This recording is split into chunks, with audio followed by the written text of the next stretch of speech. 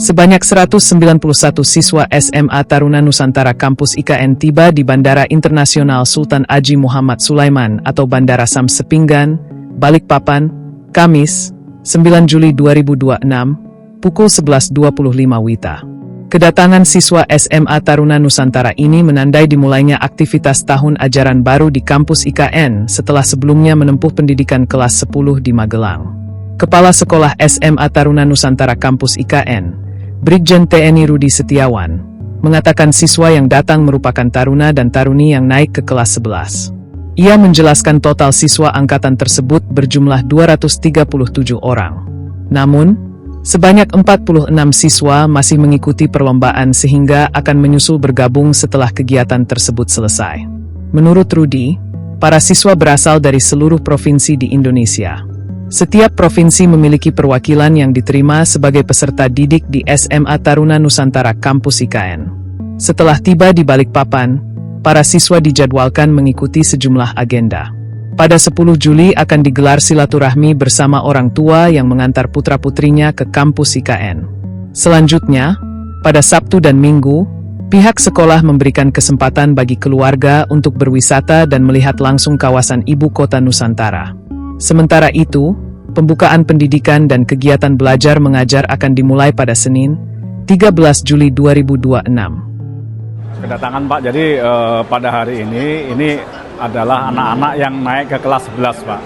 Jadi ketika mereka kelas 10 kemarin, mereka 1 tahun di Magelang, tapi karena sekarang fasilitas untuk pendidikan di SMA TNI kan sudah siap, naik kelas 11 mereka berpindah ke SMA TNI KN. Untuk jumlahnya sebanyak 237 orang, tapi yang hari ini datang sebanyak 191. Sedangkan 46 anak lainnya masih mengikuti lomba, sehingga mereka akan bergabung setelah lombanya selesai. Demikian Pak. Mana saja Pak yang datang hari ini? Kalau yang datang hari ini dari semua provinsi ada Pak. Semua provinsi ada, jadi memang kan siswa-siswa kita ini tiap provinsi ada wakilnya yang sekolah di situ. Sehingga setelah mereka melaksanakan libur naik kelas ini, mereka langsung bergabung di SMA TNI KN. Gitu, Pak. Nanti kegiatan setelah dari sini menuju IKN seperti apa Pak? Baik, jadi kegiatan ini tanggal 9 mereka datang, kemudian besok agendanya kita ada silaturahmi dengan para orang tua siswa, karena mereka kebetulan mengantar anak-anaknya ke SMA TNI KN. Kemudian hari Sabtu dan Minggu kita berikan kesempatan untuk pesiar, karena memang orang tua ini pengen mengajak anak-anaknya melihat-lihat situasi di IKN. Kemudian di tanggal 13 hari Senin itu kita mulai untuk pembukaan pendidikan mereka. Jadi mereka sudah mulai aktif belajar mulai tanggal 13 Juli ini Pak. Kesiapan dari SMA Taruna sendiri seperti apa? Diulangi Pak?